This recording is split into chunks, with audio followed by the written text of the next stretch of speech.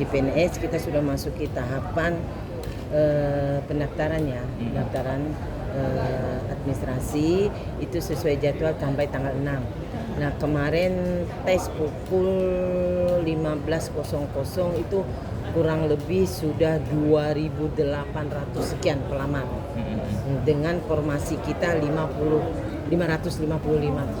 Jadi itu. Nah harapan kami memang sesuai jadwal itu kan kita setelah administrasi ada pentahapannya, ada masa untuk sanggah yang ada. Kita sudah mengklasifikasi sih yang MS, yang TMS. MS itu memenuhi syarat, TMS tidak memenuhi syarat. Nah nanti ada tim, kita sudah membentuk tim verifikasi juga sebagaimana surat edaran BKN. Itu aja. Artinya setelah pengumuman administrasi ada masa sanggah. Nah di masa sanggah ini kami harapkan yang pelamar ini memanfaatkannya.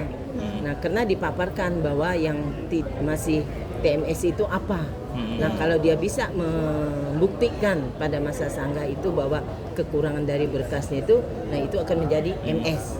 Berarti bisa menyusul juga Bu ya, misal ada yang kurang-kurang atau cuma menyanggah yang sudah Bisa, tapi masa sanggahnya 3 hari ya, manfaatkan itu.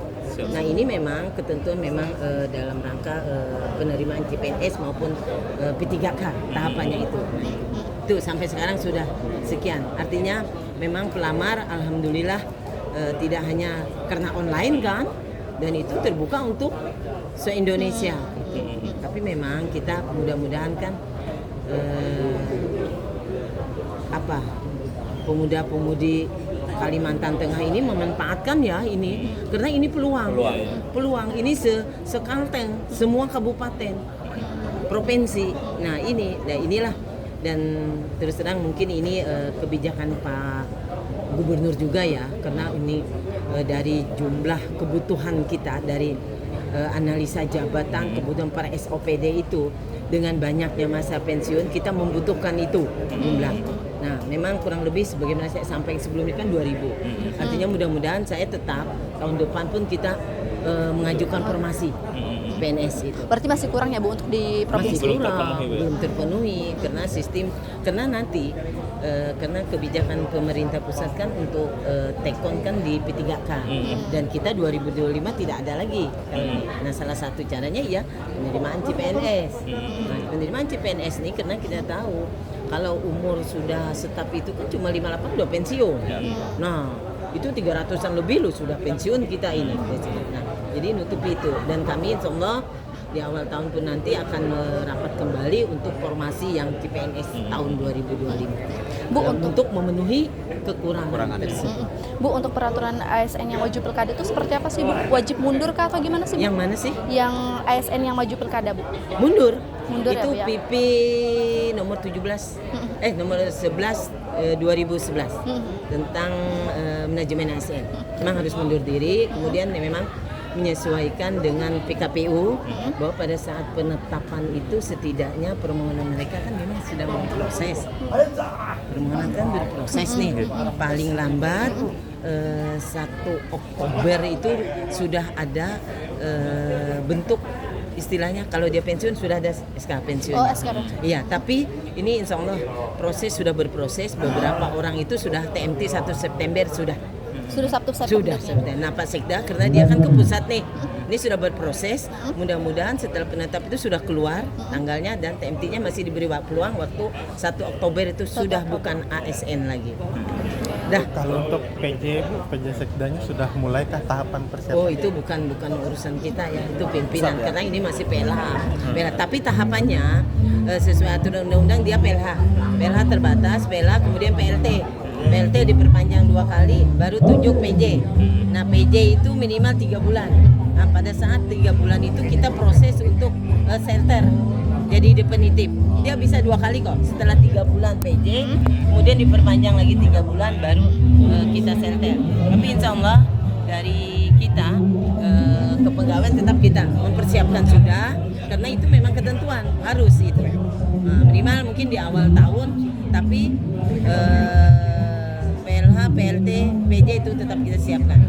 Yang definitifnya mungkin siapapun nanti itu tetap berproses. Tapi karena biasanya kalau itu misalnya Pak Sekda sudah menyatakan mundur dan purna tugas, itu PLH otomatis langsung ada Bu biasanya? Pasti ada. Itu pasti ada. ditunjukkan atau diusulkan? Dia tunjuk beliau adalah dari pejabat JPT Pratama yang ada. Oke, siap. Karena otomatis melihat dari situ, kemudian dari daftar urutan kepangkatan. Oke. Beliau pasti melihat itu. Dan kami dari segi administrasi, dari ketentuan kepegawaian sudah kita sampaikan untuk bahan beliau mengambil keputusan. Siapa dari putra-putra terbaik yang JPT Pratama itu. Oh, jabatan. Semuanya bisa ada peluang kok. Semua ada peluang. Nah, hanya memang keputusan beliau. Nah, kalau berkompetisi pada saat shelter itu semuanya memang ada persyaratan kompetisi. Minimal umur 58 tahun kalau untuk sekda. Ya, itu aja minimal itu. Kemudian jabatan selaku JPT Pratama minimal dia 2 SOPD. Tapi itu bisa dikalahkan, yang penting dari segi umur. Oke. Bu, untuk TMT tadi 1 Oktober, berarti sebelum 1 Oktober ASN ini boleh turun kah Bu untuk jadi ASN atau gimana, atau sudah stop?